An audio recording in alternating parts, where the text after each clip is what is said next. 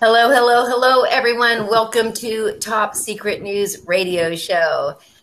Tonight, hey, you will see with my para horror friend over here. I think it's this way. Oh, yeah, there he is, Mr. G Money. G Money, yes, yes, he is back to help stand in for Renee Chavez until he either fixes his schedule so he can be here for the shows, or we'll just have to permanently replace him, and then he'll be the guest host when we need one. Yeah, exactly. He's missing one of the best ones I've been on. I've been doing this for a couple of months now, I think, and this is actually I'm more psyched for this than anything, even in the paranormal right now.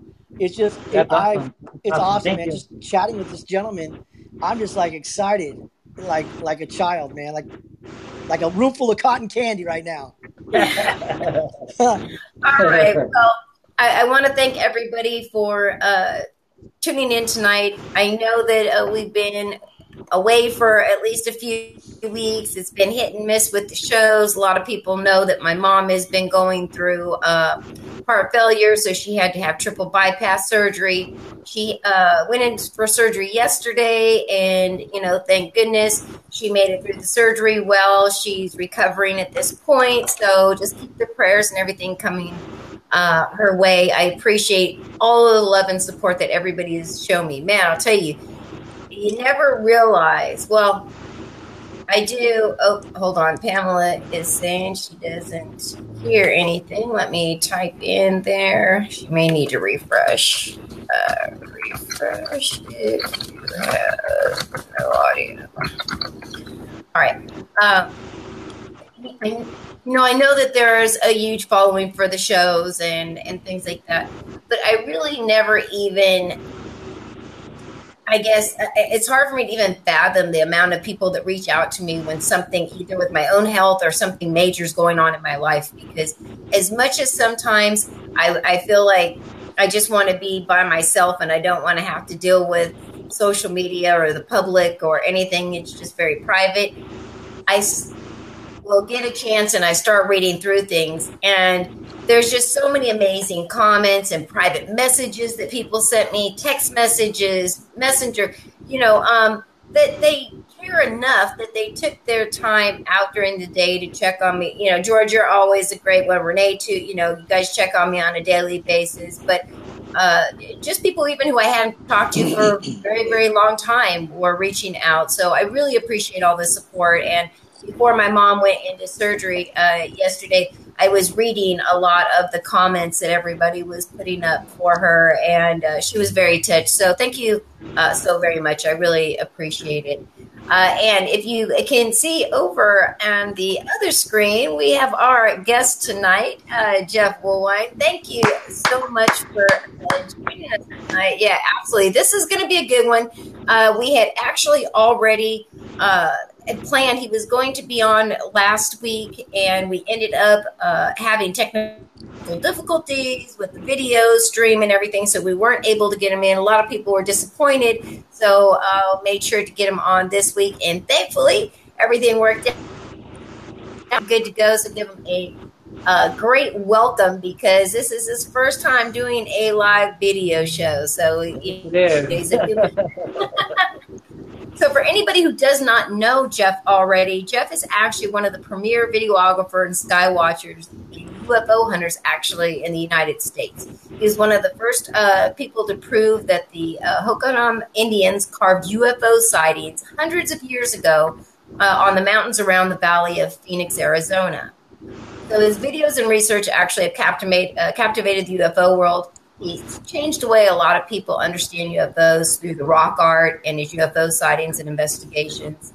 And now, after 15 years of research and hiking these mountains around the valley of Phoenix, Arizona, and filming all these UFOs in the valley, Jeff believes that he has a possible explanation and some theories on what these UFOs, are, and what they're wanting, what they're here for. So we're going to be discussing all this tonight. Super excited. I know, George is well first in the paranormal, but when we go to UFOs, Bigfoot, he's like the kid in the candy store. He's just eager to hear about it, but he doesn't have a whole lot of knowledge about it. So Zero. it's a great time to have you on. He'll get a great education. The listeners will get a great informational interview, and we'll have a lot of fun doing it. So again, thanks so much, Jeff, for coming on tonight. Thanks for having me. I appreciate it. Absolutely. All right. Well, you've been doing this a long time. We've been friends. It's not, the first time that we have spoke. You actually finally are having a book that's coming out. You have done, as I just said, 15 years plus research hiking around the mountains of Phoenix, Arizona, which we all know is actually a very big hotspot for UFO sightings. Actually, no Phoenix like situation that happened. So you guys are pretty well known as far as a state for your UFO sightings. But what actually got you into all of this to start off? Well, a lot of people ask me that question, and the first thing that comes to my mind is, I didn't find UFOs. UFOs found me. I just started paying attention and looking up. I had missed the 1997 Phoenix Lights event back on that March 13th era, but I heard about it. I knew that there were some sightings of some lights. That's when I really started to pay attention. Once I did, that's when it really started to catch my eye. I think in 1999 here in Phoenix, I saw my first red, orange, amber light, and that was on the east side of Phoenix around the Mesa, Tempe area. And my friends, they sat there and they watched it for a good 45 minutes until it finally went away.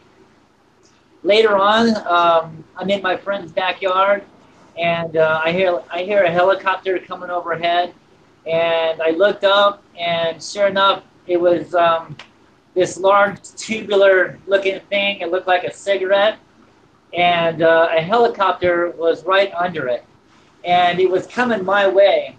And as it did, it kind of turned, and I could see the full shape of it. There wasn't no wings to it. It wasn't making a sound. It had no tail on it. It seemed to have two triangles going back and forth, like little black triangles going back and forth on the front of it. And, when you're first seeing these things, your brain kind of scrambles. You're like, what is this? You're trying to figure out what it is, and your mind is just like at awe because, you've been around for so many years and it's something new to you. Something unexplained to you.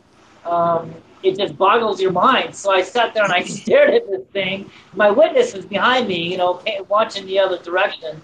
And I'm watching this thing, and as it's turning, it turned into a little white ball, a little white dot. It went from a big, long, tubular-looking thing, cigarette, to a little white ball as it headed towards South Mountain. And by then, I was getting away. My witness, I'm like, hey, look. Well, my witness didn't see it, but I quickly went back inside and I drew what I saw. And, everybody was like, no, that couldn't be real. That couldn't be real. And over the years, I just kept seeing more and more and more of these strange things in the sky. And so it made me go out and investigate, what the heck is going on here? There's something here, so what else am I going to do but try to investigate these things and try to find out what they were? It's kind of like paranormal in a way. I find it you be more of a warrior than someone like myself when you're doing, because I'm more afraid of something like a tornado you can see. I'd be freaked out over a tornado. I deal with earthquakes, and we can't see them. But the fact that you deal with UFOs and you can actually see them and you know where they're at and they can follow you, I'd rather deal with paranormal when I can't see them and I can't get scared and I don't know they're actually coming at me. But you got big ones, because I would be more freaked out on the stuff you do because you can actually see if they're coming at you. Does that make more? I don't know if that makes any sense, but I will probably never do what you do because I think I would be seriously way too scared. Oh, we're going to be doing plenty of UFO sky watches, my friend. You're going to Well, be doing just that. So don't speak too quickly, uh, because if you're with me and you're co-hosting the show, this is the things we cover. So what? Wait. well, I'm just trying to make sure he knows that he has my respect on this because it sounds like he craves the paranormal, like us paranormal investigators. We crave it every single Oh, day, it's and fascinating. It's great. It's awesome stuff, you know. And the yeah, more you look into it, the more you do the research of it, the more you study it, the more you watch it, the more fascinating it becomes. right, And it seems like almost everything is new. You know, right, I mean, you've seen that before. Okay, well, oh my God, what is this over here? You know, that's right, something else that's new also. right. You know, Well, Well, Kelly in our chat room is asking you, Jeff, how high was that in the sky that you saw? oh, which sighting? I've had, which Just the oh my one we were God, just so talking many about sightings. prior. wow. I'm sorry. I think the first one we were talking about, that when you were just discussing that, he was saying how high was that in the sky? Oh, okay. I think you're talking about it looked like a big black spider. I think that might be the one you're talking about. That actually made video of the day here on News Channel 3 in Phoenix. And there's more videos of that on my YouTube page, Petroglyphs in the Sky. And that thing, you know, I was on the second floor. Um, I specifically moved to that area to watch South Mountain. And I might be going a little bit ahead of myself here in my story. But I specifically moved to South Mountain so I could get some day shots. Earlier, I was capturing night shots. I was filming a lot of Phoenix lights. And then in 2004, and in 2005, I moved to South Mountain to get some day shots. And when that spider came out of the sky there, um, if you study it, if you watch it, it kind of comes butt first. When I first saw it in the sky, it was kind of trying. It was like kind of turning like this, and then it dropped. It dropped out of the sky and went right in front of me. So as soon as that camera had 3 seconds to, because I saw it, I jumped on the camera, turned on the camera, and it just flew right by me.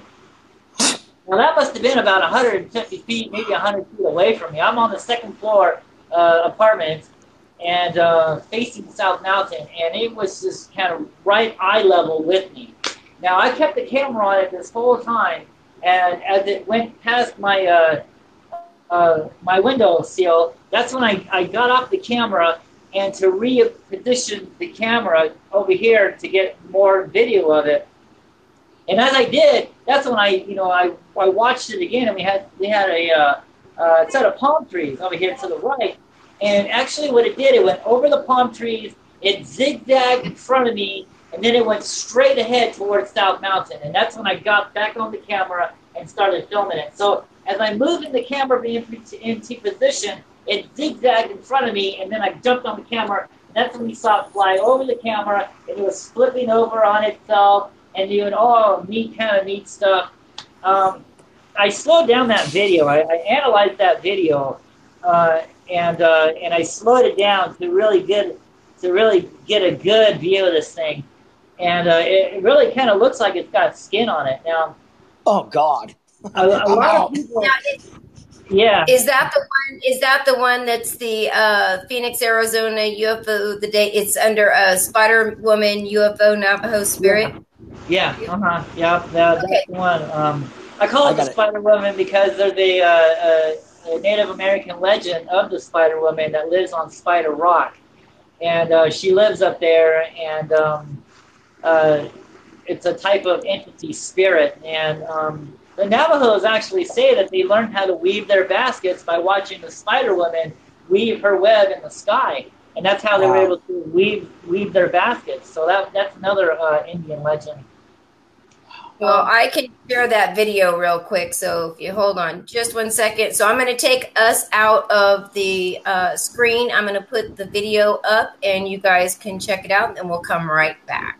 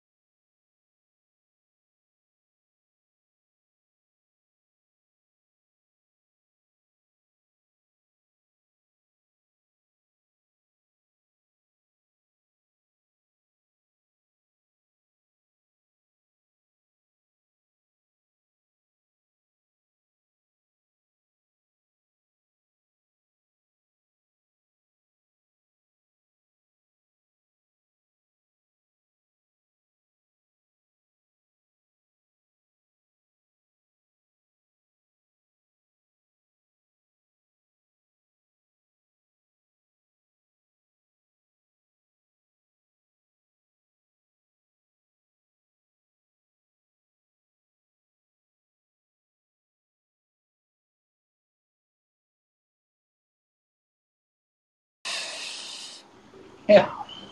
That, uh, Were that's you Wow. able? funny. That's when I had short hair back then. I was a lot younger. That was in what 2005. You know. 2005, right? Yeah, yeah. You know. Um, but yeah, let's backtrack a little bit. So, I missed the Phoenix flights. I've been seeing UFOs all over the place. I went to New York, and uh, during the 9/11 event, uh, there was a no-fly zone. We lived about 150 miles away from New York City when 9/11 hit, and we were able to see the smoke on the aftermath. And it was a no-fly zone there for about 3 to 5 days. There was nothing in the sky for a long time because of the terrorists. And so I'm in my apartment. We're on the ground floor, and my son is playing on this hill, and he comes running to me. Oh, Dad, Dad, Dad, a UFO, UFO. So I was like, okay. So I ran over to the window, and sure enough, there were three silver spheres connected together. They look like jumping jacks. You know, the kids' ball game with jumping jacks. You know, you catch the jacks in your hand, the ball. And it was going counterclockwise. Yeah, it was going clockwise. It was going in this direction, right over our head. Clear as day. And there's what it looked like. I don't know if you can see it. Yeah. Uh huh. And so my friend, my son had his friend with him, another little boy, and we're watching this thing. And the little boy goes, "Well, it's probably just an airplane or something." And I'm like, "No, that's no airplane, man. That is something." And because I've never seen anything like that before, ever. And we watched it go over some trees into right over a park, and then another one showed up. It was a silver sphere with a white tail and a red tip, and it seemed like it was going to merge with these jacks. And as soon as it did, a tree got in the way. Well, every morning, I used to walk the kids to school, and I always made sure that they would never forget that sighting. I drew it out for them. I'm like, this is what you guys saw. Don't ever forget, what you saw, because this is something. Well, in the meantime, I'm learning about UFOs. I'm studying about UFOs. Anything from Roswell incident to little green guys and spaceships That's what to scares me. Okay, hold on a minute. That's what scares me. Okay, because I've seen a lot of UFO movies, and I'm not going to lie to you, man. I joke around a lot, but I'm not joking about what we got going on today. That's what scares me. It's a green okay. man with the radars, and they see you and they shoot you, and you turn into dust. I've seen many movies, and I'm going to stick right now with the paranormal. But I think that's what's wrong with us in this world. Hold on a I minute. think that's I No, think because that's Hollywood trying exactly. to scare you out of UFOs. Now they have the right intentions. I think in a way maybe you should be afraid of these UFOs because hopefully we have enough time to get into this. This is awesome. We got all Um, night. Come on. okay, cool, yeah, because we have to look at their history. We have to look at the UFOs past. And from what I'm gathering on the mountains and the rock carvings out there on the mountains, not only here in the Valley of the Sun, but all over the world, it's the same story. Yes, I think there is somebody else watching these things also. There's black helicopters, yes. There's white airplanes, yes. They watched me for the longest time. I have video of this on YouTube. In my book, I show photographs of the airplanes that were watching me, of the black helicopters that were watching me.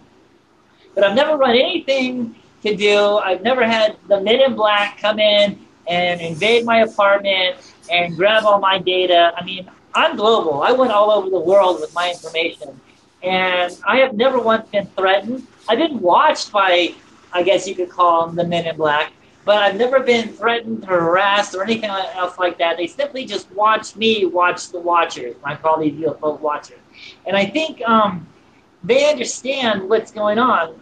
A lot of people ask me, well, how come, if the UFOs are here, how come they're not landing on the White House lawn and letting everybody know that they're here? And I think the reason because of this, I think we have to look back in their history.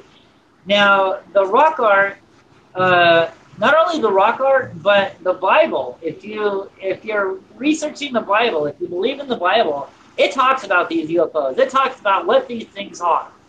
And it talks about, especially in Genesis 6, now it says that these Nephilim, these things came out of the sky and they ascended onto earth. And they took the women as brides to produce giants, a race of giants. Now, that story is interesting because that is the same story that I'm finding out here on South Mountain and all the existing mountains around the world. It's the same story of these things interacting with mankind. Something went wrong, and they disappeared. Mankind disappeared. Okay, so the archaeologists here in Phoenix, because Hohokam is a Pima name for the people who are gone, the people who are missing, all right, because we don't know what happened to these people. Now, the archaeologist wants us to believe, well, they got too hot here, they migrated somewhere else. Okay, if that's the case, where did they go? We can't find any evidence on where they went. They were here, there's evidence they were here, now they're gone, and this is the same story with other tribes around the world, that they were there, and then all of a sudden they just disappeared. What happened to them? Okay, but the archaeologist wants us to believe, well, they migrated somewhere else. But there's no evidence on where they went. They're gone. Okay, but when you look at the petroglyphs, when you look at the rock art out here, and you examine what's going on out here, it tells a story. All right, these are the history scrolls of the ancient ones.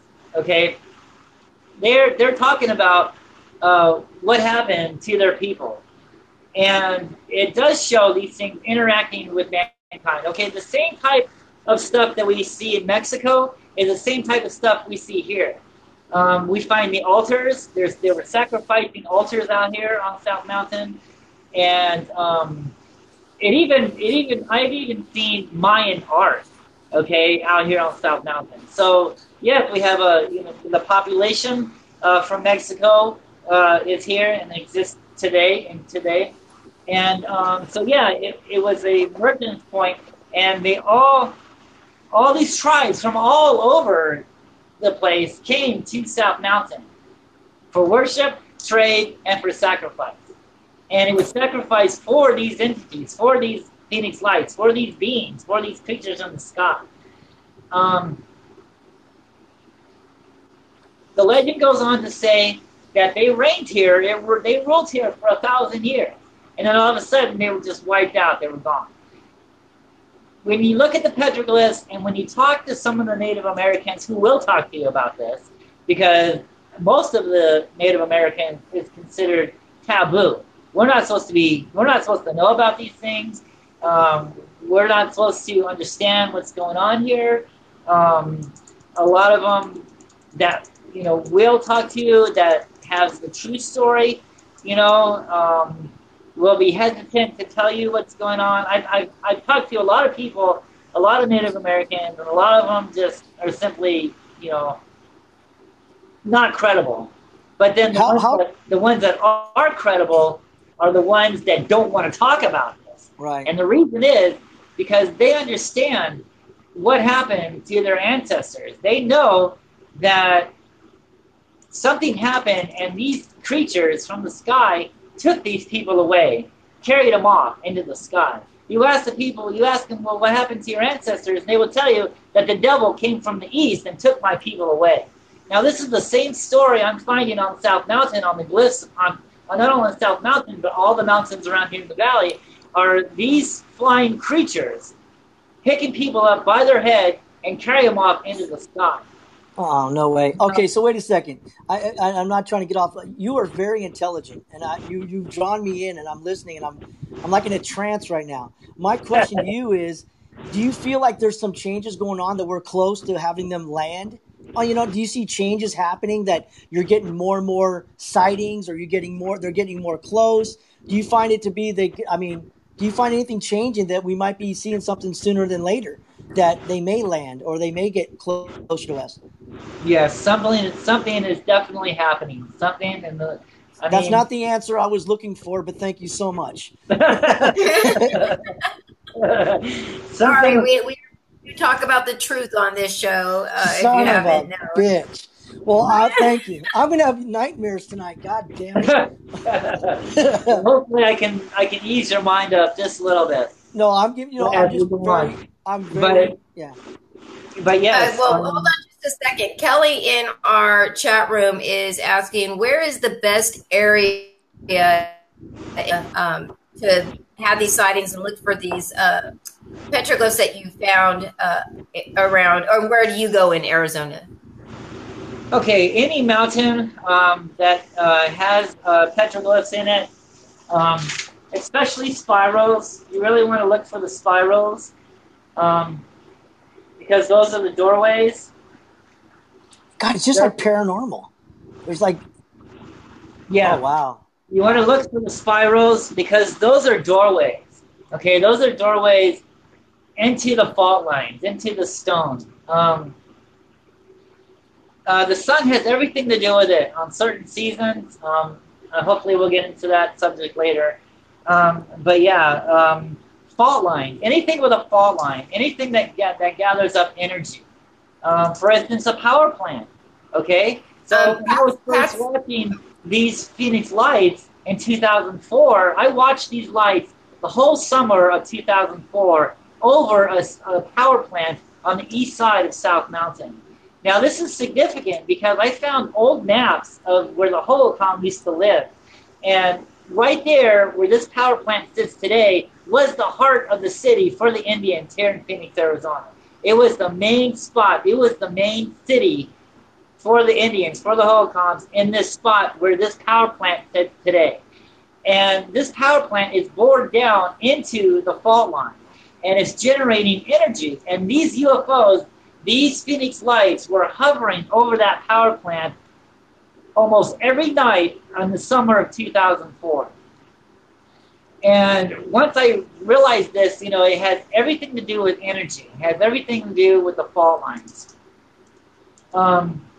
That's what made me go towards the mountain because, I made the news in 2004 like 4 or 5 times, and at the end of it, the end result was I'm seeing flares, from Davis Monthan Air Force Base, 150 miles away, and I'm going, that's crazy, man. These lights are huge.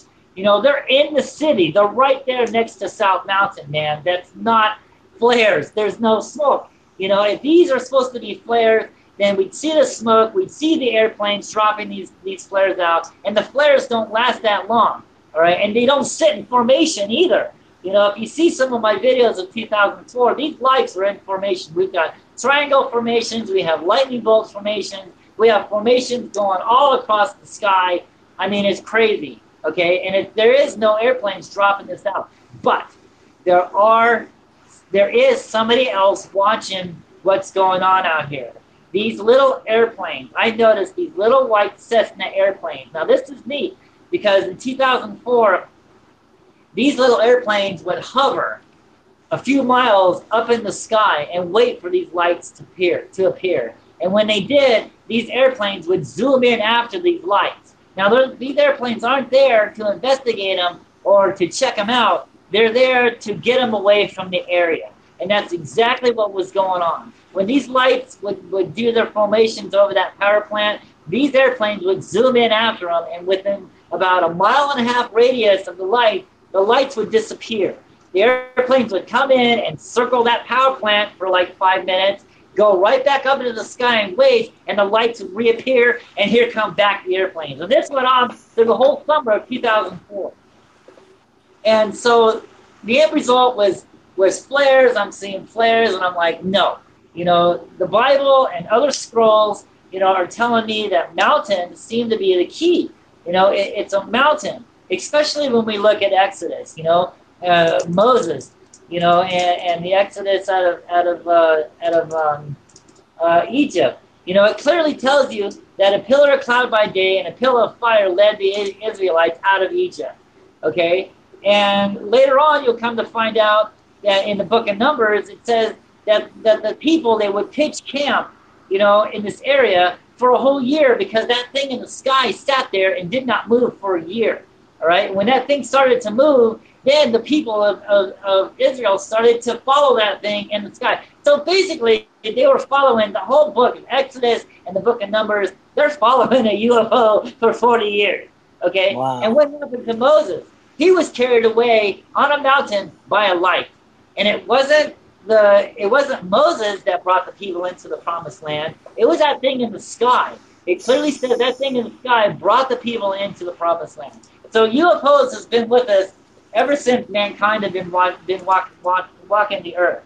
I believe, you know what? I agree with you, because sometimes when you go, let's say, on a field trip when you're in school, and you see writing on the walls from the natives or whatever, somehow there's always some type of figure of a UFO with throwing beams down, like they drew something back in the day. So this has been going on for thousands and thousands and thousands of years. The problem, like with people like me that are afraid, they don't want to admit that there is something out there because they're just too afraid. And I'm guilty, but I'm also excited, I'm excited, at the same time. We've got some more questions from chat. Kelly is asking, Jeff, have you ever run across any Native American stories of little people as well as giant people? He says, my Native people called them space brothers.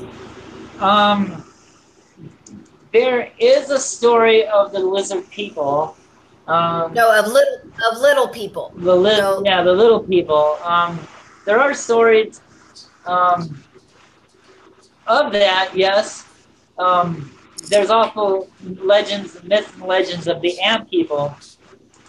But the more that I really was studying was the topic of the lizard people.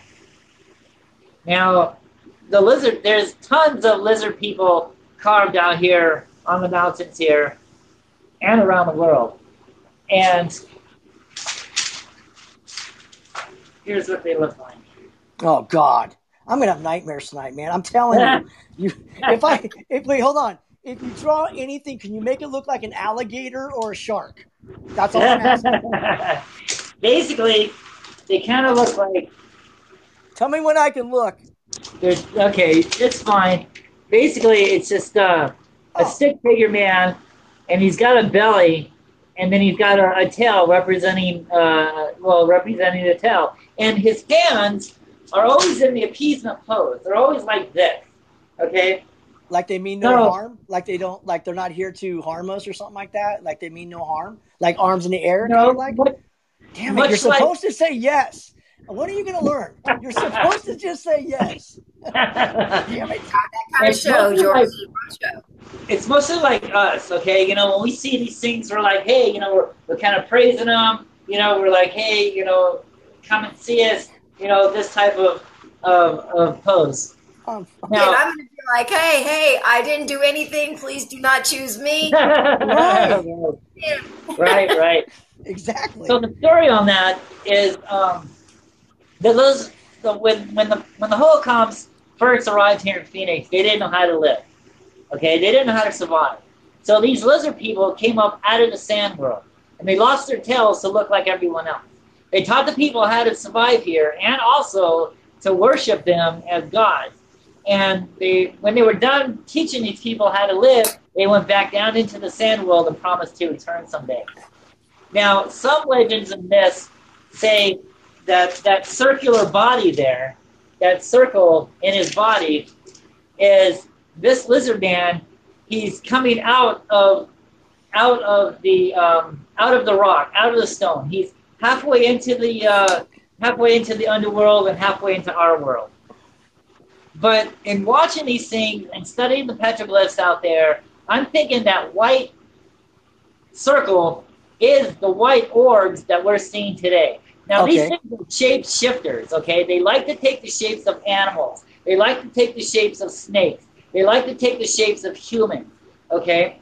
And I think what's going on, when we look at a petroglyph like that, and it's got a circle, he's got a round tummy belly, I think that's the UFO. That is the orb that we're seeing today in the sky. And he's morphing into a man, okay? Notice how, when I'm talking about this, I have not once said craft.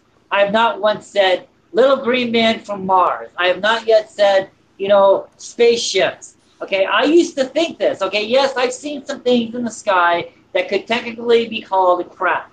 But I think mostly what we're dealing with here is another entity living creature. Okay, if you looked at that video that you just showed right there, that thing looked like a spider. It had skin on it. It was not a craft at all. It was alive. It was a living creature. It was a living entity. Look at some of my other videos and some of the other videos, especially in Mexico, we see the flying serpents. We see flying snakes, okay? Not crafts at all. Not little green men from Mars. This is another entity, another creature, okay?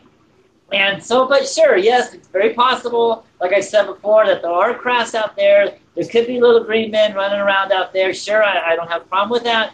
But I think in the most part of what people, the legitimate sightings, the true sightings, not the CGI stuff that we're seeing on the internet, you know, with big spacecrafts, you know, coming out of clouds and stuff. You know, that's Hollywood. That's make-believe. Don't get into that. Orbs, flying serpents, lights, okay, that's the stuff you want to look for when you're analyzing videos to understand if it's true or not. I've been doing this for a very long time now, and I've been seeing a lot of videos, and I just, you know, I can tell right off the bat if something is CGI or if it's real, simply because, I mean, I've been dealing with these things for years. Okay, right. I've been seeing them. I know what they look like on film. I know what they look like in the sky. I've done all my damn tests on balloons. I filmed balloons and what balloons look like. I filmed flares. I went out to the military base. I looked at the flares. I looked at all these possibilities on what it could be. A kite, you know, trash. I've done it all. I've studied the sky. I love your energy. Everything, right. So I know what is, if something is a UFO and if something's not a UFO. When you take data, like I assume you take a lot of data, information, you write down certain numbers, whatever it may be. Do you find it to be like, you know, when something's really going to happen, like if the moon is full or if it's not full or whatever? Good. Yeah. That's a great question. So, okay. Well, if you want, I can actually show a couple of. We can look at a couple more videos. Let me actually take us out, and we're going to show this one, and then we'll talk about this one, and then I'll grab a couple other ones as well. So just okay.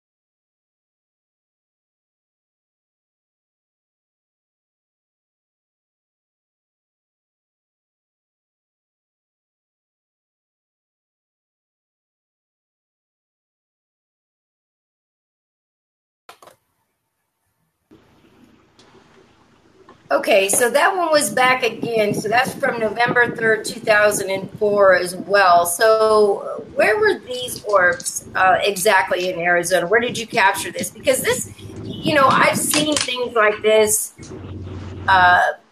before. And what makes you, I mean, again, you've seen a lot of video, you filmed a lot of things.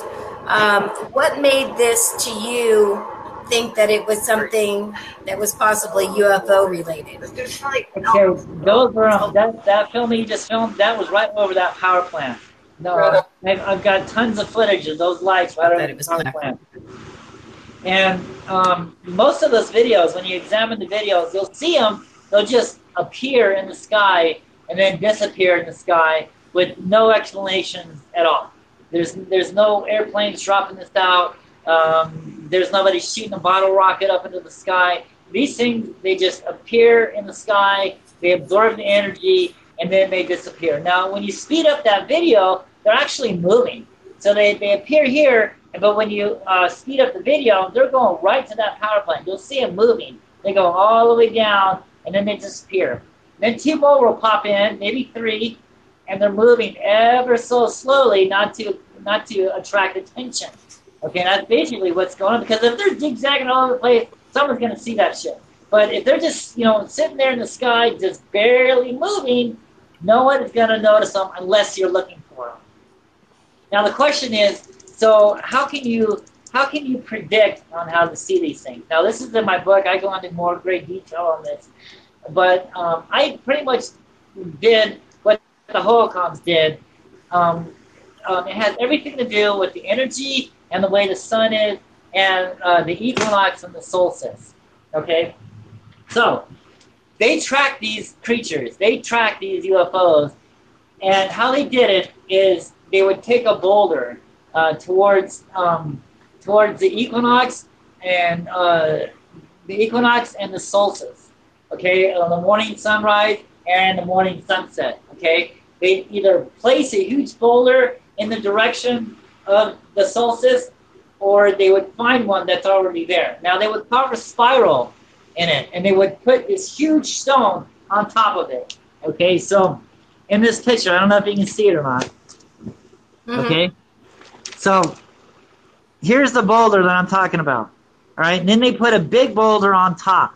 Okay, then they put a spiral here, and then sometimes you'll see they'll put like other creatures here, maybe a serpent or something, or a lizard guy or something, but something else will be here. And 9 times out of 10, okay,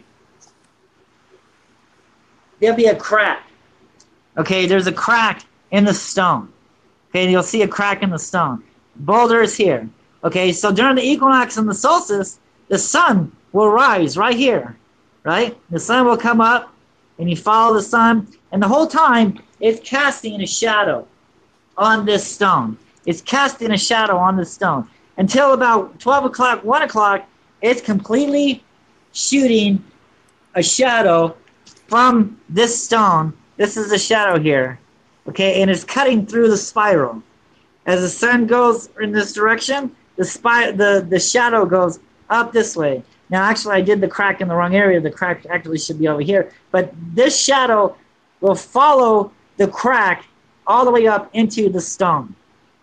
Now, this is how I was able to track the UFOs. This is how I was able to see them.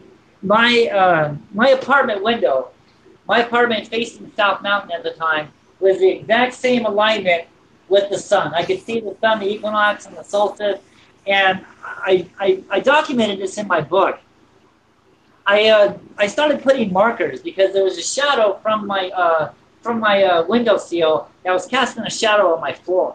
Okay, so I was marking each month, each summer solstice, each equinox on my floor. Okay, well, I saw the UFOs here this month. I didn't see the UFOs there that month. I saw the UFOs came back this month. The UFOs were gone this month. The UFOs came back this month. So I tracked it all the way through the sun, much like what the Hohokam did, through the light and shadows on the rocks out there on South Mountain. And so I learned that during the equinox and the solstice, like January, February, March, April, May, are like the hot times to see UFOs. But when we're getting close to June 21st, like we are now, they're going to start to go away. You won't see any for like a couple of days until after the solstice. Now they will start to come back when the solstice is gone. So in between the solstice and the equinox, that month in the middle, holy cow, they're flying around, they're here, you can see them, everything's wild, it's crazy. But when we get back to the summer equinox or the solstice, they start to go away. And that was the pattern. So like the first year that happened, it was neat. I documented them. They were here this month. They were here that month. They were gone that month. They came back this month. They're gone that month. They're here. They're back again this month. That year was cool. The second year, it repeated itself. Repeated itself. Exactly the same? Exactly. Oh. Right. That was awesome. That was the best discovery like ever. It's because almost like this is a secret. It's This was a validation. secret, and I learned it all from the Hohokams, all from the light and shadow of the equinox, because they tell you the spirals are always next to these cracks, right? And when I had a Native American was teaching me on the cracks, on the spirals, on the light and shadow markers, on the equinox and the solstice. At that time, I'm still thinking crafts. I'm thinking, nuts and bolts and technology, but he's telling me that this spiral next to this crack is actually the doorway. So you see a spiral, and it's got a crack next to it. That crack is the doorway into the underworld. So I'm thinking, wait a minute, how can a big craft get into a little crack like that, right? Until I saw it, until I understood it, until I was like, wait a minute, wow, it's not a craft, it's some kind of creature, it's some kind of supernatural thing, okay? When it's in the sky, it's solid, all right? It's full.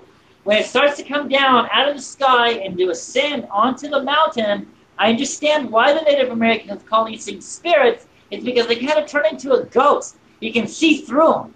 Yeah. Some of my videos, you can see that. You can actually see, because I saw it land out there. It went somewhere, right? I saw it. The video camera saw it. So I go out to the exact same area, and what do I find? I find a rock with a huge boulder with a stick figure man looking up at a circular object in the sky and two spiral doorways next to a crack. That's it. That's it. Right. And then, like, as soon as that happened, like, I filmed it about an hour later. 3 of them leave from the other side of the mountain. Now, within the 2 years, I'm watching South Mountain. I call these areas doorways. All right. I found 7 doorways which these things come and go in and out of. There's this one video. There's a serpent, all right, that came out of this huge canyon. Now the canyons are doorways. You see the side of the mountain. You see this huge canyon. When you go up on the mountain, you see spirals on these canyons. And this one canyon had a whole bunch of spirals on it, and then up on the top of this canyon was 2 guys looking up at a flying snake. So one day my son and I was out there, and I'm taking a break, and there's petroglyphs on the other side of the canyon. We're sitting on the canyon walls, and I'm like, hey, you guys are cool. Why don't you come and see it? Well, a few days later, getting my son ready for school, a big red-black serpent thing came out of the top of that canyon, ascended in the sky about 1,000 to 2,000 feet, and then came right over to us.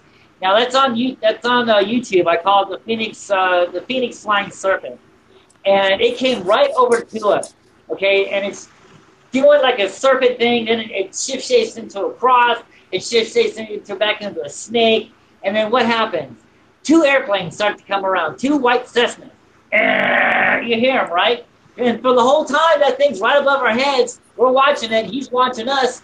And my son's got to go to school. So he's like, okay, I have to go to the bus stop. I was like, okay, I'm going to film this thing. And he's like, okay, Dad, bye, I love you. I said, I love you too. That thing watched my son, then it watched me, then it looked back at my son, and it looked back at me, and now the airplanes are coming, so now it's got to get the heck out of Dodge. And that's exactly what it does. Before the airplanes come in, that thing, it starts to move.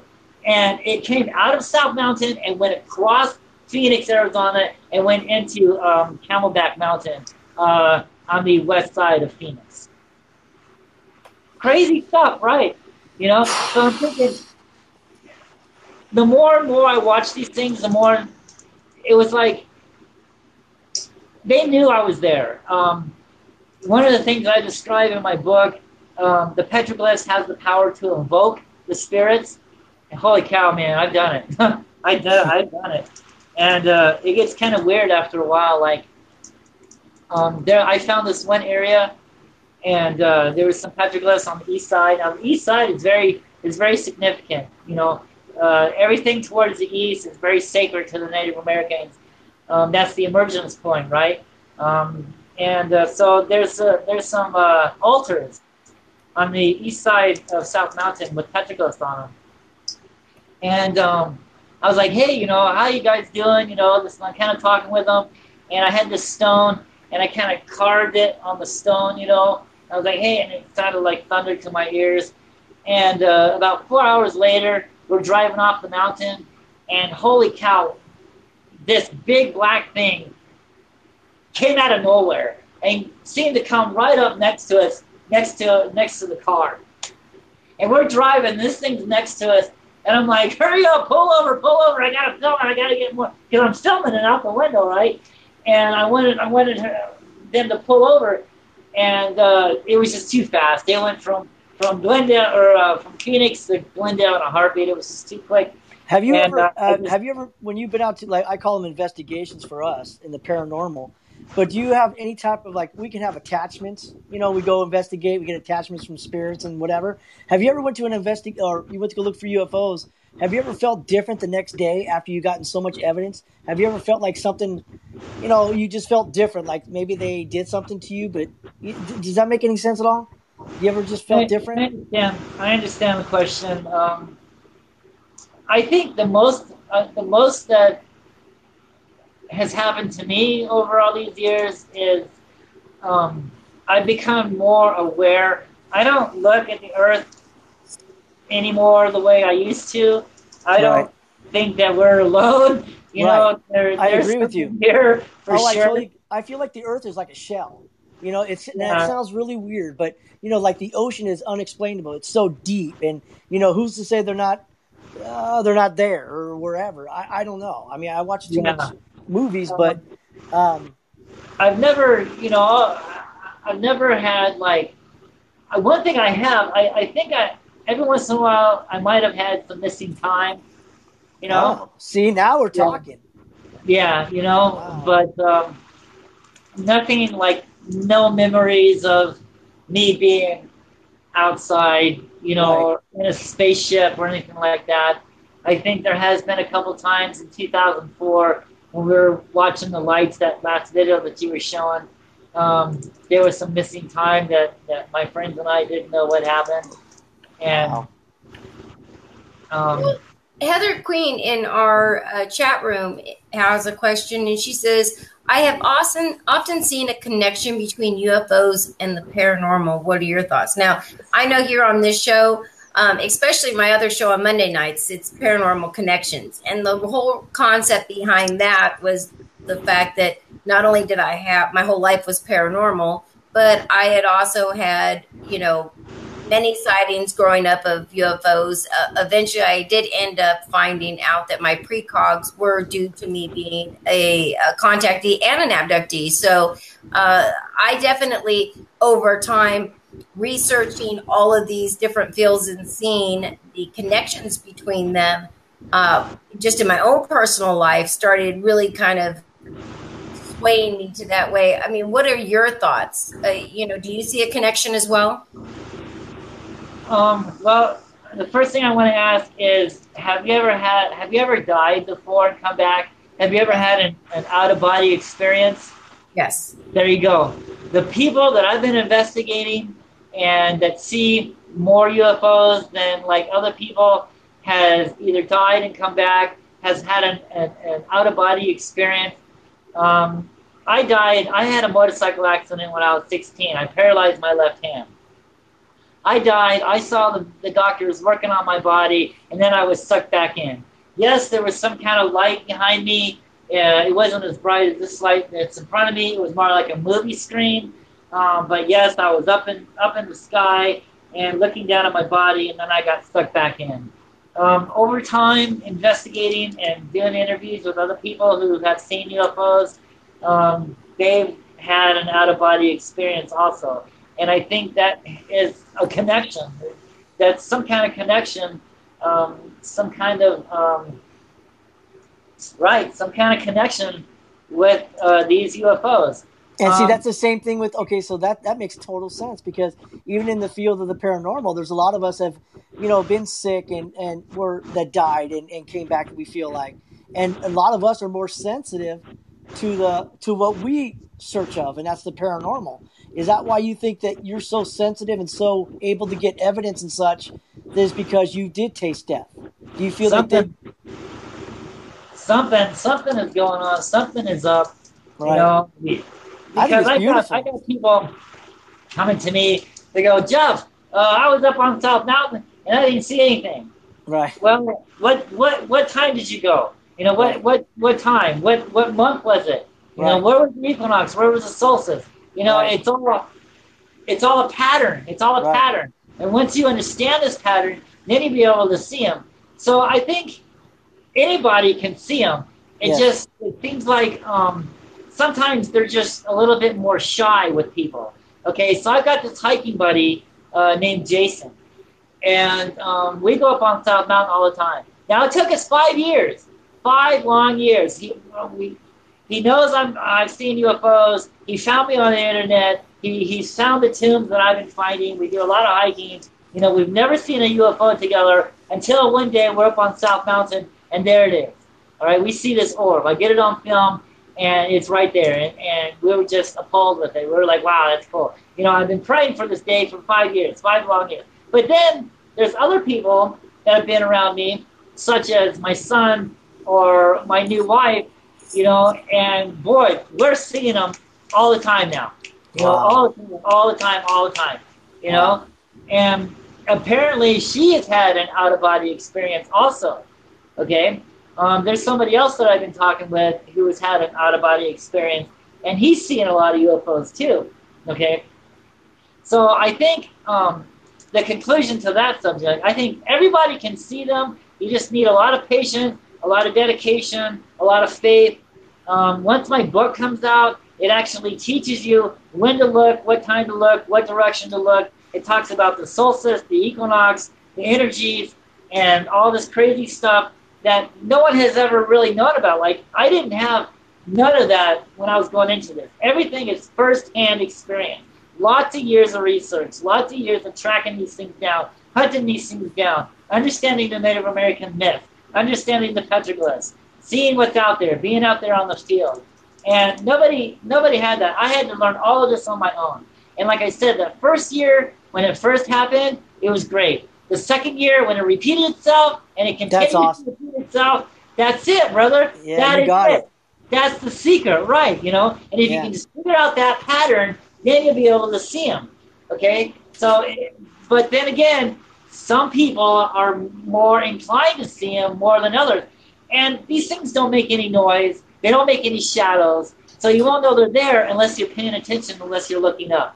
I'm Right? so That's how I found them. Is I was simply looking up, and I started seeing them all the time.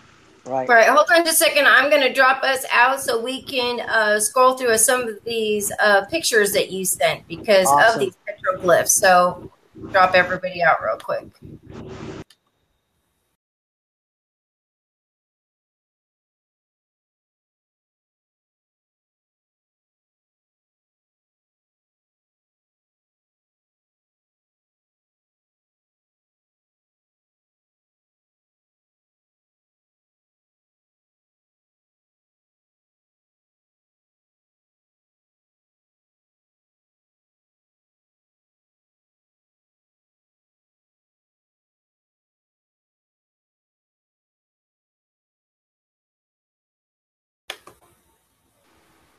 Hold on, guys. I got to pull it back up. My computer froze, of course, right as I was doing that. So give me just a second.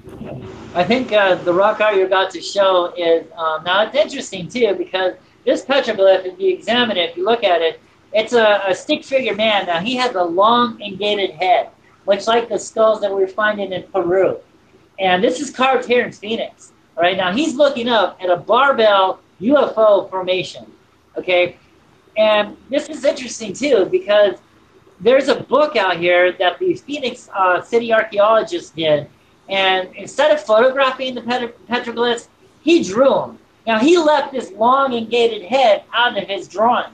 Okay, he didn't put that in there. All right, but it's clearly carved up there that men that walked down South Mountain had long heads, much like what we see in Egypt and in Peru. Wow. Very interesting. Okay, hold on just a second. Let me pull it up. Well, until then, I actually have a video. So let me put this video up and we'll watch this in the meantime. Hold on. Awesome.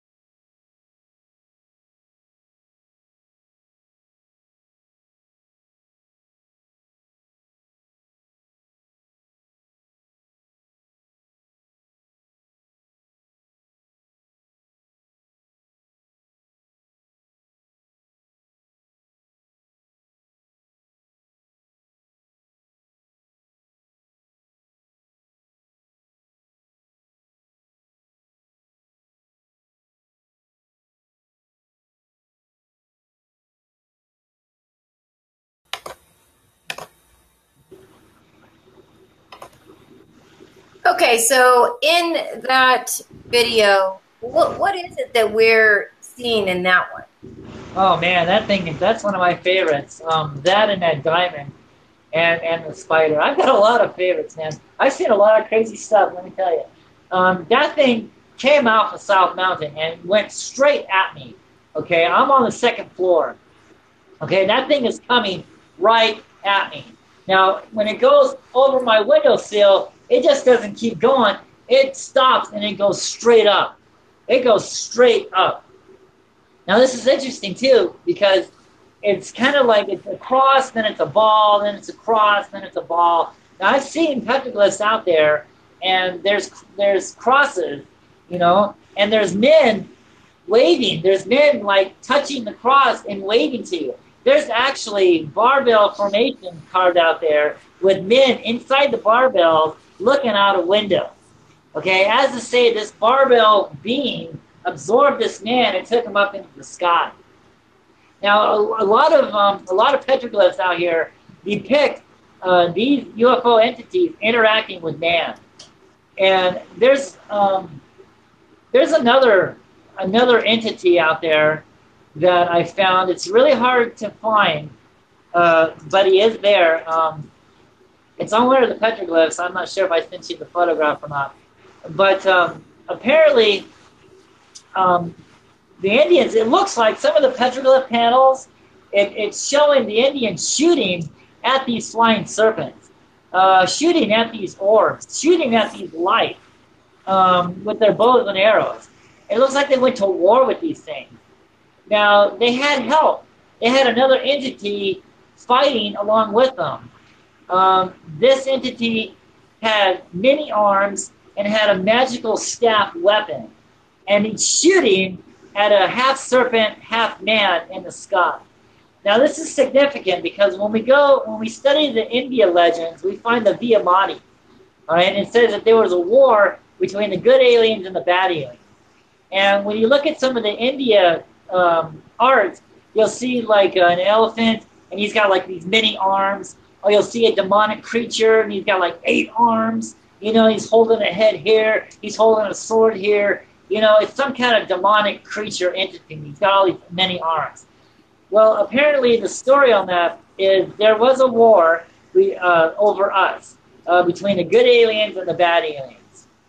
The good aliens have these magical staff weapons. And obviously the good aliens won because we're here today and we're not being enslaved by the bad aliens. But the story goes on to say that the good aliens buried their magical weapons in certain spots around the earth because they knew eventually they're going to have to come back and reuse them someday.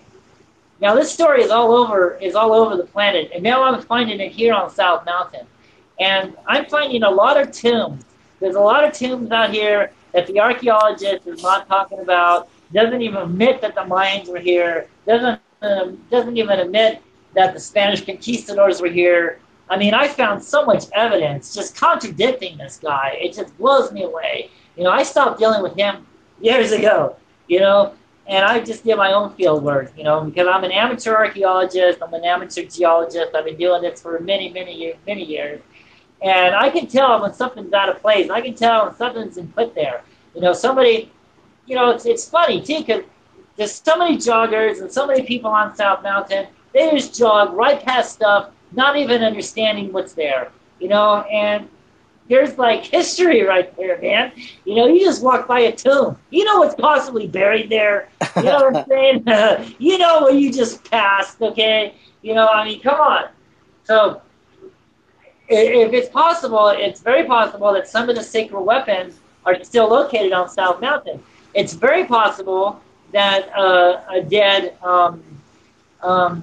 lizard man is buried there in this tomb, because like most of the petroglyphs we see, they're in the appeasement pose, right? But if they're laying down, or if their arms are this way, they're dead. And that's one way of finding out if something's buried. If you're next to a tomb or something, or a burial ground, is you'll see, his arms are down and he's lying down. And because there's a sacred spot right there. I've seen many tombs with that symbol on it, suggesting that there's something buried there. Now, it's kind of neat, too, because, like, my friend Jason, I'm going to tell you a quick story. This is in my book. My friend Jason's dad, he says, like, 80 years ago, about 70 years ago, him and his friend was out here playing on South Mountain, playing hide and go seek. And they ran into this dried up riverbed, and there was like this huge dead tree sitting there. And he ran behind the tree, and it opened up to this huge cave. And he said that there was this huge boulder, blocking this cave. But he's just a small boy. He was able to squeeze past this boulder and get past it. And he says when he did, it opened up and carved out stairs. We're going down into this massive chamber. He said light was coming down from the ceiling, and it was casting on the floor, and it was illuminating chains on the wall with Spanish helmets and breastplates. And he said he got scared, and he ran out of there, and he never went back since. And so he told Jason this, And so for about 2 weeks, Jason and I went on a quest to go look for what his dad discovered. And sure enough, we found the wash bed that he was playing in. We found the tree, and we found the cave. And there's a huge boulder right there. And over the years, we have a lot of haboobs here. Haboobs are dust storms. We get this massive dirt comes through the valley. So over the last 70 years, a lot of dirt has gathered, in that spot. So, but when he was a boy, I'm sure there was less dirt, and you were able to get into it. Now there's so much dirt and sand covering that opening. You can still see the crack and the boulder, and there's petroglyphs. I'm not sure if they're in. It doesn't look like Hohokam petroglyphs. It looks like some kind of other writing to the left of it, and which was interesting. And I was telling Jason, well, your dad said that there was light, coming from the top. So there must be some kind of opening up on top, because it's like a pyramid. It was like a pyramid hill.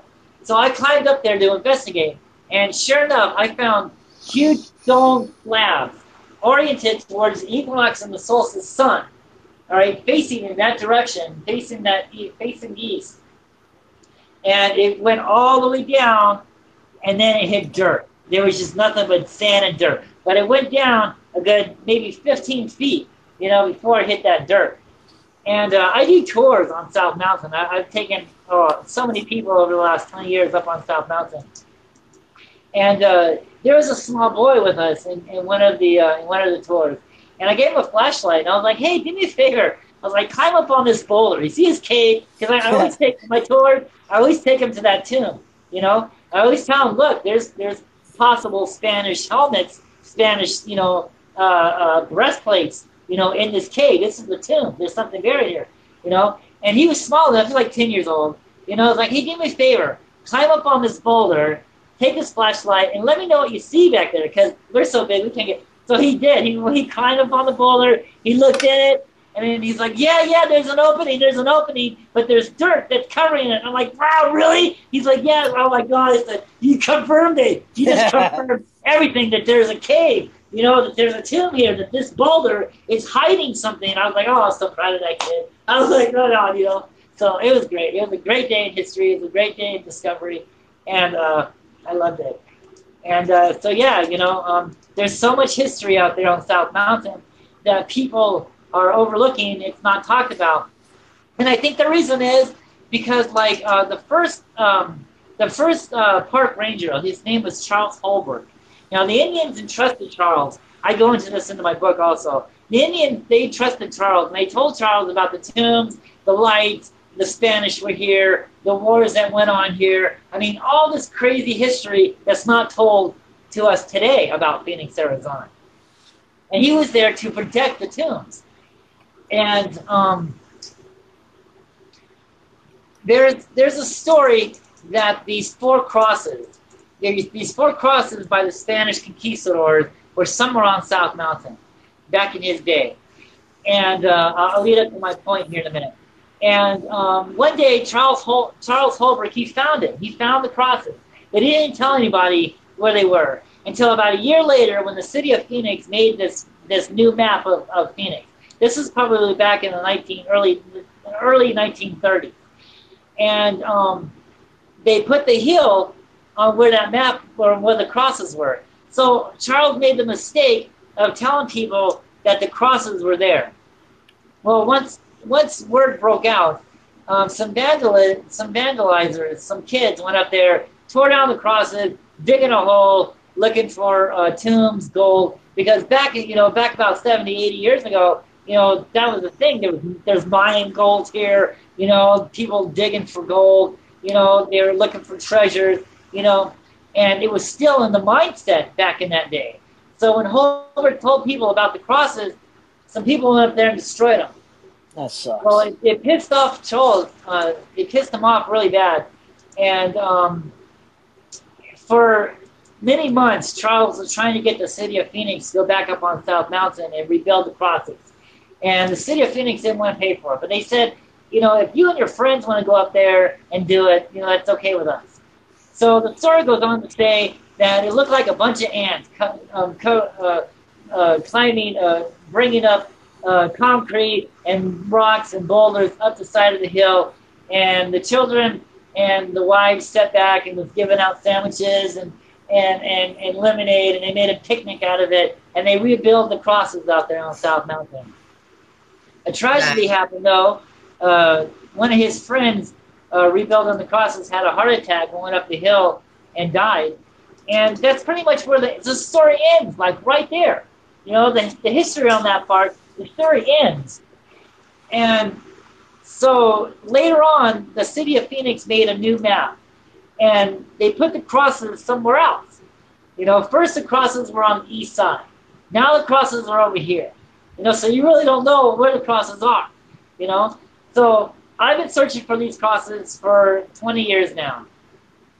And I came to the conclusion that the crosses were on the east side of South Mountain. Now, the east side of South Mountain stuck out a hell of a lot more than what it is today. They cut off at least a half a mile of that mountain.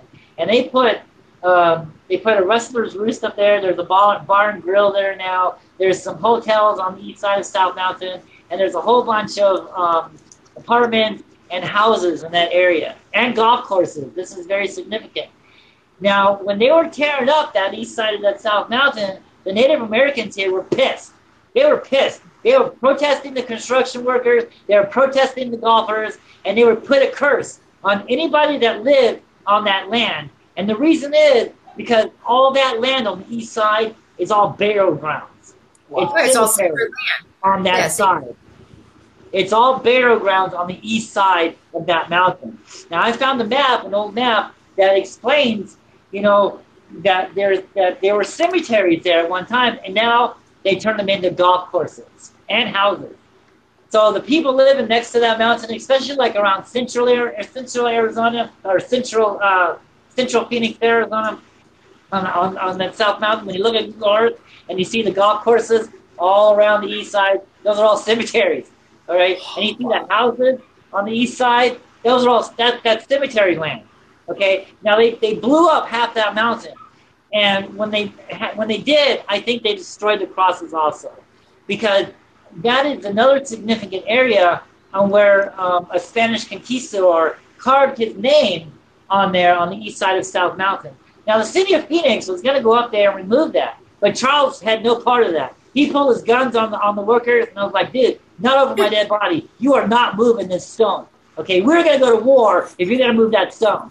So the city of Phoenix, they had this major conference, and the end result was the stone was left in place, and now they erected bars around that petroglyph. I think it was carved back in 1539, something like that. The date is like 1539. And to this day, because of Charles Holbrook, that petroglyph is still there.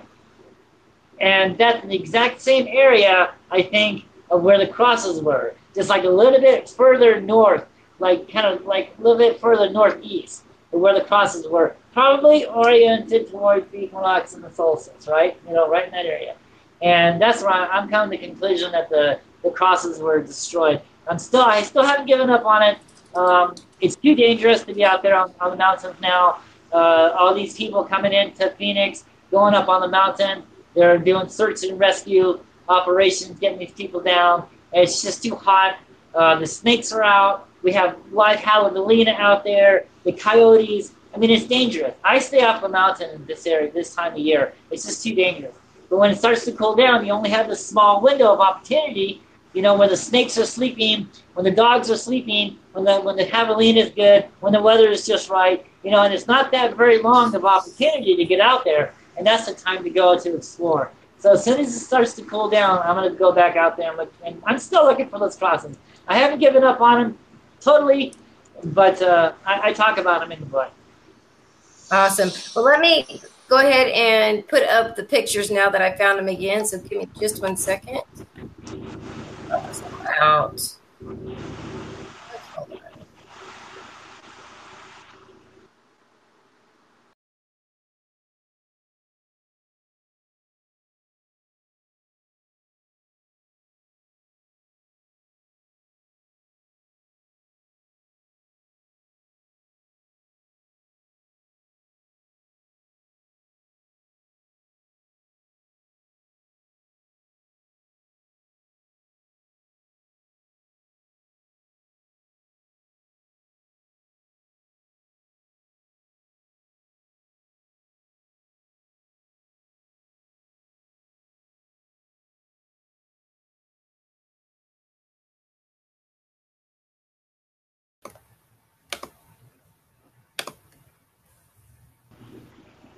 All right. So those are some of the petroglyphs that you've taken pictures of. Your book covers Phoenix lights, different, some of the still shots from some of the videos we've seen. So you actually have, you know, captured a lot over the years, for sure. So let's go back into the history a little bit.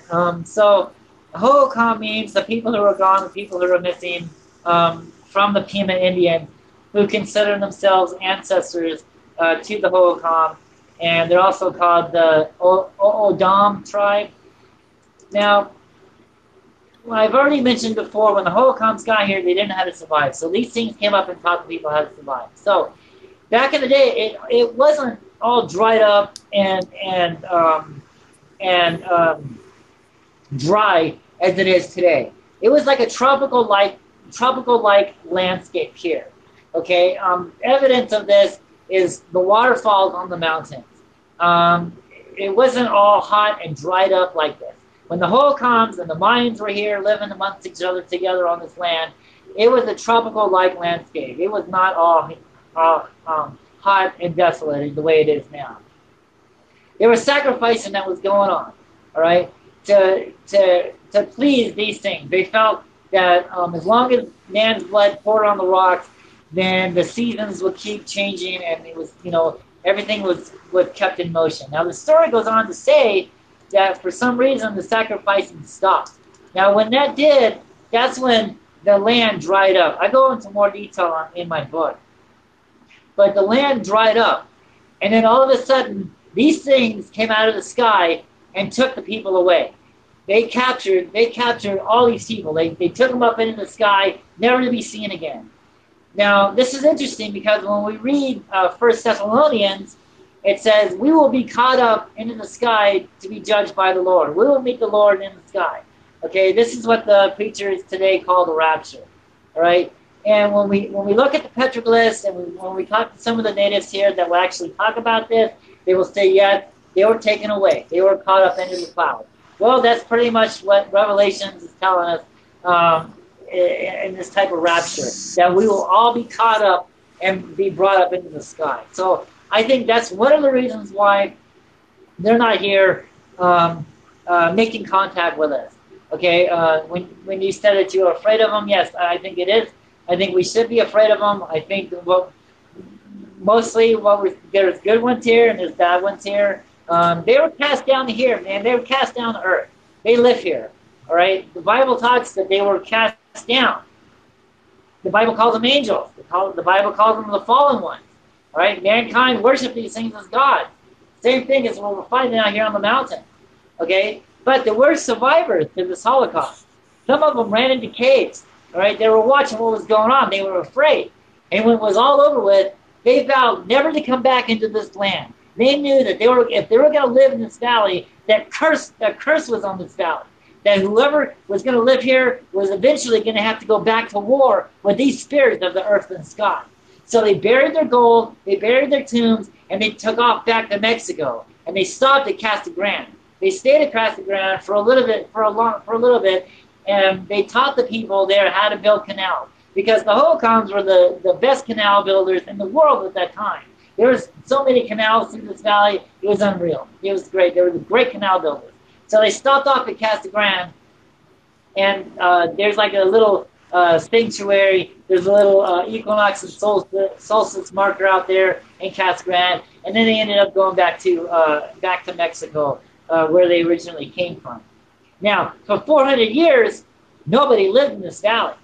All right, there was tribes on the outside of this valley, but they would see the lights. They would see the Phoenix lights too. They knew what these things were. They saw these flying serpents. They saw these flying orbs. They saw all this crazy stuff going on in this valley, and they vowed never to come into this valley. For 400 years. This is the reason why. Because the archaeologists wants us to believe, okay, they went somewhere else. That's what happened to the Hohokam. Well, when me and you move, we take our belongings with us. But when the Hohokam left, they left everything behind. They didn't take anything with them. Everything was still in place. Nothing is missing. So how's that possible? They would at least take, their pots. They would at least take their clothes. They would at least take something with them. But no, they disappeared and they left everything. So everything was still intact. When the first settlers finally came back into this land, Jack Spelling, he was the first settler to come into Phoenix, Arizona and start farming again and start planting again and getting stuff motivated again. But that was like 400 years later, And so the Indians knew for years that this place was cursed. And only the wise knew what was buried here and what was eventually to come. So when people ask me, well, how come the UFOs, we see them in the sky, but how come they're not coming down and talking to us? I think it's not time yet. It's not ready yet. Okay, because we have to look at the history of them. The history tells us that mankind needed them to survive. All right? If UFOs are coming down here to land, it'd be front page news, for about a week. But then everybody would have to go back to work. They'd have to go back to school. They'd have to go back onto their own life. That's not what they want. All right? When we look at the history, mankind worship these things. We were sacrificing our children. We were sacrificing our enemies. We were shedding blood for these things. Okay? People from miles around, all over, came to this valley, came to Mount Sapoa. That's the original name of the South Mountain. Mount Sapoa, Mountain of Mercy.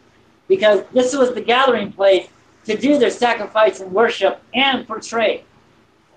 People came from miles around to this mountain, to this valley, to see the crazy things that were going on here. And when it stopped, that's when the curse started going on. Oh my God, they were taken away. Oh my God, we're not going to live here again. Okay? So, if the UFOs came down and said, hey, we don't need them. My whole point is, we don't need them right now.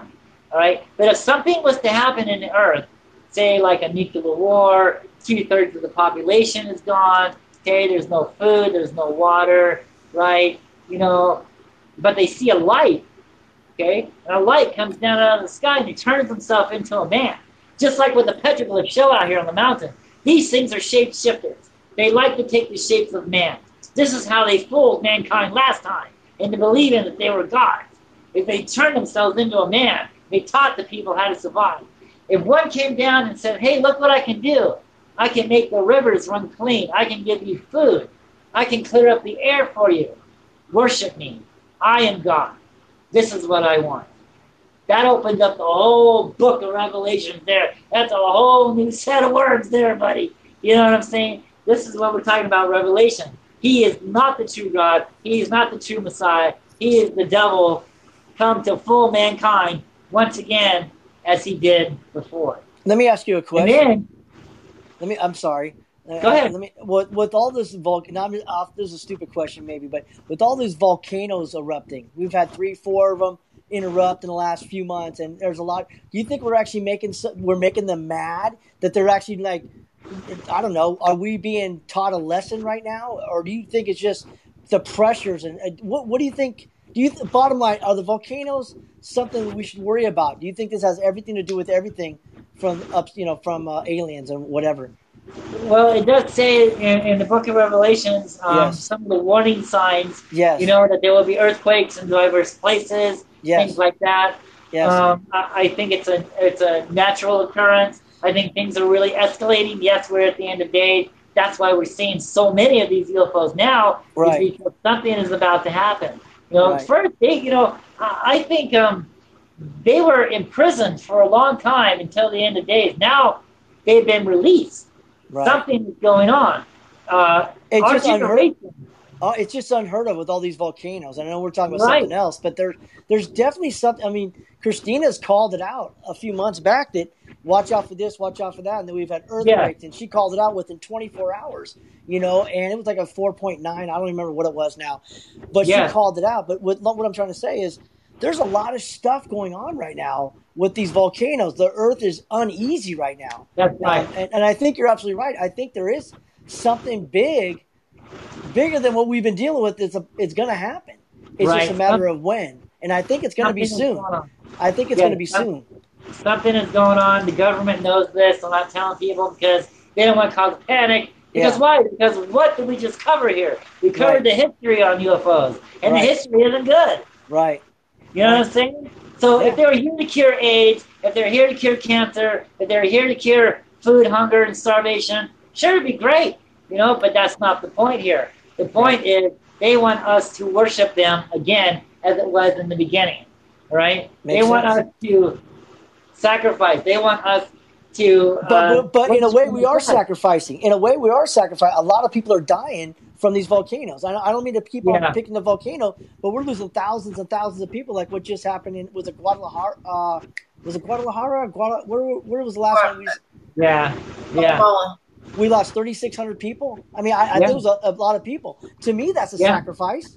So what if That's a that's good point. maybe that's what's going on? We just lost 4,000 people that we know of. Maybe that's a part of the sacrifice that Good point. That's a good point, right? Well, here's a question for you, Jeff. I mean, I'm getting some questions through Twitter, but this is just one of my own. With all of the sightings that we're seeing, especially over the last few years when it started to really increase, how many of these do you actually think are UFO or some kind of crafts, opposed to it being back engineered by our own government and it's our own stuff up there?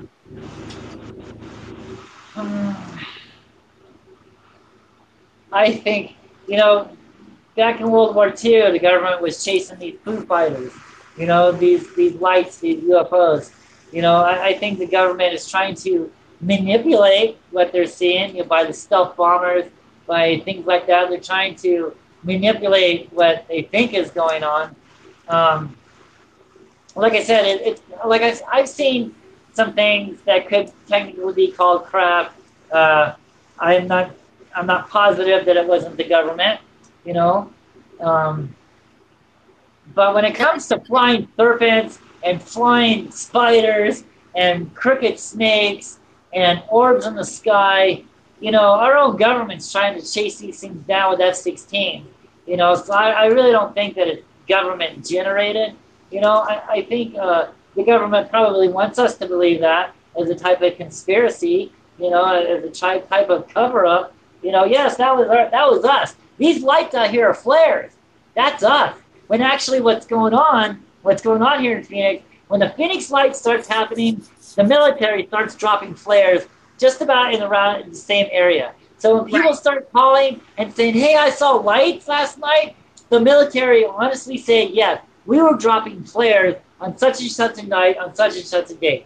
And because I've been there, I've seen flares and I've seen the lights all at the same time. A lot of confusion was going on, So yeah, it's a type of cover-up. Wow.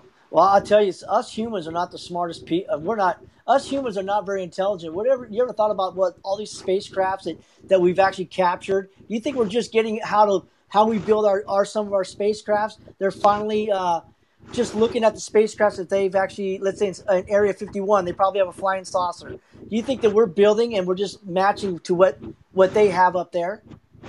Does that make any sense at all? Like some of the aircrafts that they, no, I don't know if it does. Some of the aircrafts that we have are just like, how did we think about that? I mean, I don't know where they're getting their ideas from. I think a lot of it, like, I don't know, you have the what was his name? Betty and Barney Hill, the first people that got abducted, supposedly. Yes. Yeah. That all started off with spaceships and flying saucers and discs and stuff, and I just think, the government kind of rolled with that, especially with Hollywood, just to undermine UFOs, just to try to make fun of UFOs, and try to scare the people into alien abductions, anal probes, crazy stuff like that, so people will be afraid of UFOs. And I think it's probably a good idea, but I think if they really want the public to be afraid of UFOs, then they should teach them about the damn things in the first place. These things are here. They live among us.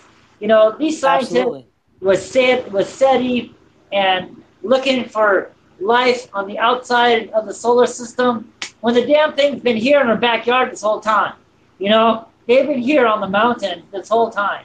I don't want to call them extraterrestrial. They're interterrestrial life. Just as the oceanographers are finding new species of life below the oceans, this is another species of life above the oceans that the scientists fail to acknowledge. The government knows that they're here. Scientists doesn't want to admit that they're here, but there is something here, okay? And whether or not you want to believe it's nuts and bolts and spacecraft, that's fine.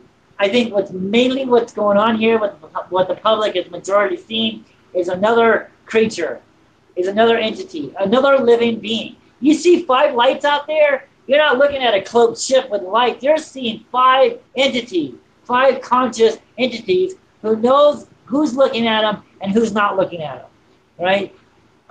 My point, we're at Circle K. My wife and I were at Circle K the other day, and there was UFOs, man. There was these orbs going back and forth, and when they noticed that we were watching them, one came right over her head, man. It was crazy. She was getting a little scared, She's getting a little nervous. Oh my God, it's coming right at us, And it was cool because, like, sometimes I get them over to the apartment, like, all the time. When those things are here, I mean, they come and see me. They let me know that they are here. And we had an appointment that day. We were videotaping them in the sky, but we had to leave. You had an appointment. So we had to go down and get some gas. And when we did, they came from my apartment and started ahead. They were following us. They followed us at least, 15 miles down the road, and then all of a sudden they started popping up right above our head. So they know who's watching them and who's not watching them. Oh, they know you. They you know what? They know exactly who you are. That's they for get sure. crazy, yeah. I think going up there so many times, no one has ever done this in such a long time. Is actually acknowledged them. Sometimes they are looking for attention. That's why you see them in the news a lot, Like they'll make this big mass sighting, like March 13th, 1997. They want to be seen. It's not time for them to make contact, but they want people to know that they are here.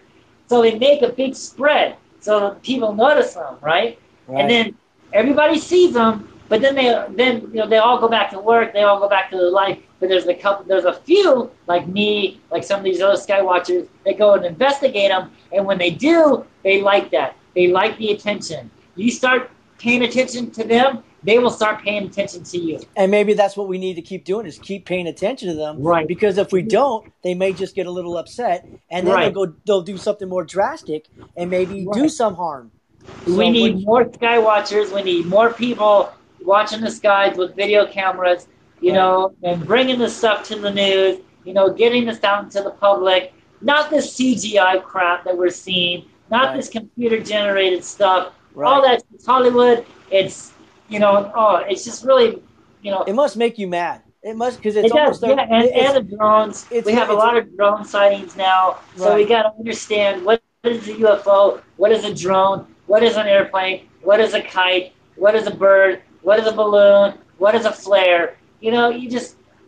it's we work so hard in what we do. I mean, Right. it's paranormal. It's like when you're out there, working so many years to bring forward some evidence, and then you've got all these people who are faking stuff with the ghost apps and trying to put it out there as real. And then so now, I mean, and it only takes one to come out and everybody say, oh, it's a lie or it's fake. And it could be absolutely true. I mean, and that's the problem.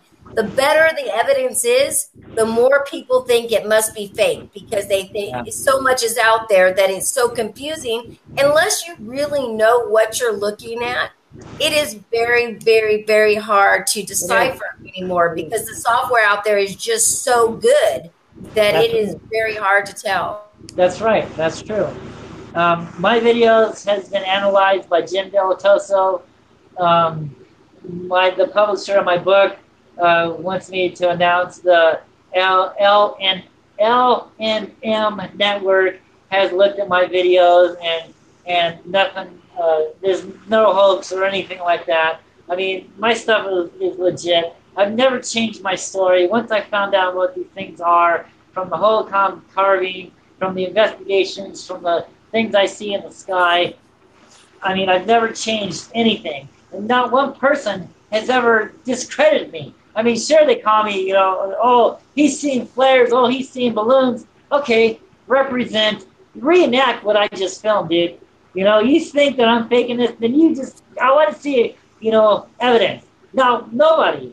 All the 20 years I've been doing this, not one evidence of anything, of somebody, oh, this is what Jeff Woolwine is filming. Bullshit. That's never happened. And it won't happen. The only thing it's going to say is real UFOs, real orbs, real flying serpents, real lights. That's the only thing that's going to compare to my work is what other people from all over the world is seeing the exact same thing. It's interesting, too, because I did the pilot for the UFO Hunter show, and then later on, when the show got on air, I did the show on the History Channel. I took them out there on the mountain, and they're telling me, now, Jeff, don't go saying angels. Don't go saying entities. Don't go saying spirits. Don't go saying creatures. He goes, you're filming a lot of crazy stuff, and people aren't ready for this. And I'm like, dude, they better get ready for it because it's here. If you're gonna, I mean, what the hell, And they didn't want, and back in the time, back in that day, my theories was just the theories, because you can hear the narrator say on that video, is Jeff Woolwine a madman or is he a genius? Well, what the hell, dude? I mean, now 20 years later, the exact same researchers that didn't believe in my work is now talking about my work, all right, talking about the petroglyphs, talking about, well, maybe this isn't a flying saucer, maybe this is an entity, maybe this is a living being. No shit, Sherlock, I've been saying that for 15 years now, right? Right. So, but it is kind of like great karma, like to sit back and see them eat their words, especially when they're one of your biggest critics. But it is, frustrating being a researcher and an investigator in this field. And again, putting so much work into what what you believe, and what's, it's truly although you're doing it for everybody, it's a very personal what you're looking for these answers. And then to finally, after 15 years of you saying the exact same thing, because it's not like anything has changed. The only thing that has happened over the years, even that I've known you, is that you continue to add more and more and more stuff to your research. So, just more. It's all coming. Yeah. As long as I'm alive, there's going to be more, dude. Right. And as long as other people are watching for them too, there's always going to be more. Absolutely. So I have a lot of people who are in the chat room who are really giving rave reviews for the show tonight. But a lot of people, I say, are wanting to know about your book, where they can get it. They're saying it's, looks like a great read. So obviously, we want to talk a little bit about that before we run out of time. So let's talk a little bit about the book, the name of it, when it's coming out, where people can get a copy of it if they want. Yes, that's what I'm talking about. Well, it's 15 years of research. There's a lot of true stories, myths, and legends. It's called Petroglyphs in the Sky. True stories, myths, and legends of Phoenix, Arizona.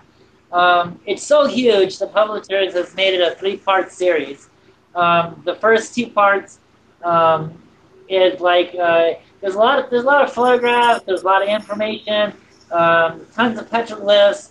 Tons of stories, true myths and legends. I show people how to see the UFOs, not only here on South Mountain, but around the world. I mean, I believe the same technique that I used here, anybody can use all over the world. It's a pattern. It's a secret. And I have unleashed this secret. I have unleashed this pattern.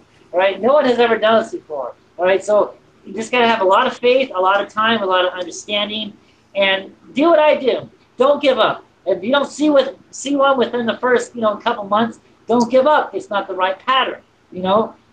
Just understand what you're doing. It's a 3-part series. The first 2 parts is the story, and then my work, and then the last book has them all together into one. It's needlyproductions.com, and you can find links on my Facebook page on where you can pre-order it. You can either get the online text copy of it, you can get the softback, the soft cover, and you can get the hardcover. So they've been working on it for a year now, and it's supposed to be released. The first book, anyway, is supposed to be released this week. There's been a lot of people who's already pre-ordered it, so I'm one of them. I'm waiting. Yeah. So, but it's a long, slow process. There's so much information in it, and yeah, I can't wait for it to get out. So it's gonna be great. So where do the listeners go if they want to pre-order or order a copy? Where should they go to do that? Well, they can, if they can't find it on my Facebook page, then they can just message me on Facebook. Also, one of the things that I love, doing shows like yours is we're getting the information out to people. It's awesome. Thank you so much for having me. And any other sky watcher out there that's filming these things, send me videos, send me photographs. I'd love to check it out. I'd love to see what you're seeing. Send me your stuff my way. Let me look at it. I love it. Because for the first 10 years of my research, they were calling me crazy. But now people are seeing the same stuff that I'm seeing a long time ago. So it just verifies. It verifies that they're not crazy. It verifies that I'm not crazy. It verifies that they're not a hoax. It verifies that I'm not a hoax. It verifies that everybody is seeing the exact same thing, right? Yeah. So it's great. Send me your stuff, man. Absolutely. You never know, George. We might have to, when the temperature cools down, we might have to take a road trip and go do a sky watch out there. I want to go. I'm actually, I have to tell him this though. I meet a lot of people every single day, and I'll tell you, you are seriously one of the smartest men I enjoyed listening to. You've taught me something. Absolutely, you taught me something tonight, and I have the highest respect for you, and I look forward to going out there with you with Christina George. I'm definitely going to put it on the calendar. I'm not scared. I think we should be more afraid of man right now than yes. No, but I want you to know you have my respect. You have my respect. You're a very smart man. Yeah. Thank you, sir. I love to see you guys come down here. Be great. We were at the end of the show, but again, Jeff, thank you so much for coming on. Again, absolutely. You always have, an open invitation. Anytime you've got some new stuff, some breaking news, anything you'd like to share, all you got to do is reach out to me. You always are welcome here on the show.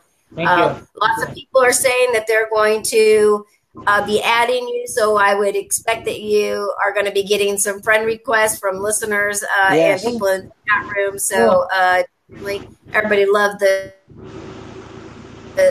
make sure to go and check out Jeff Ullwine's book. It is Petroglyphs in the Sky. You can go to petroglyphsinthesky.com. You can check him out on his Facebook page. As you can tell, very great guy, very personable. You can reach out to him. He'll be happy to talk to you, and we will definitely have him back in the future. Thanks. Great. Thank you so much. That's awesome. Thank you. Welcome. And thank you to everybody who tuned in tonight. Again, sorry about the hit and miss shows. Just a lot's been going on, but I think that we've returned with a great guest to start off. Absolutely. A lot of great topics that are going to happen this summer. And man, oh man, we've got stuff happening all over the place. I will tell everybody, though, if you are on the East Coast in the Pennsylvania area, Friday, July 13th and Saturday, July 14th, I will be out there representing Paranormal Connections radio show at the Horsefly Chronicle House, a notoriously known super haunted house, private residence in Easton, Pennsylvania. They've got a portal. They've got some demonic activity. They've got a little bit of everything. And anybody that's gone there has had some very, very interesting personal experiences. And not only will we be doing dinner with the ghosts there, but I will also be spending the night in the portal room over the weekend and be doing some live streams. So, awesome. Yeah, that's going to be an interesting one. But definitely the tickets are almost all gone for the weekend. So if you are in that area and you want to join us, 5-star dinner, 4-course meal, dinner, dessert, the whole 9 yards, and an investigation afterwards. You can't beat this. Make sure to come out and join us. Get your tickets as soon as you can. You can find them at the dinnerwiththeghost.com and get your tickets. We're going to be all over the place. The team is already traveling. They've been out in Arizona. They've been out to a bunch of different locations. We're going to be in Gettysburg. So we'll be able to find us all over the place. So if you have a good haunted location out in your area that you think would be a great place for Dinner with the Ghost and you'd like to see us come out and join at the location, make sure to reach out to me at paranormalconnections@gmail.com. All right, everybody. Go ahead. Awesome. Thank you. You are very, very welcome. All right, everybody. You have been listening to Top Secret News Radio Show on the UPRN Talk Radio Network, 107.7 out of New Orleans. And we will be back next week for another great show. Never know. UFOs, abduction, precogs, FEMA camps, conspiracies. You never know where we might go with the topics. Join us next week and find out. Have a great weekend, everybody, and I will see everybody on Monday. Got a great show coming. Good night. Good night, everybody.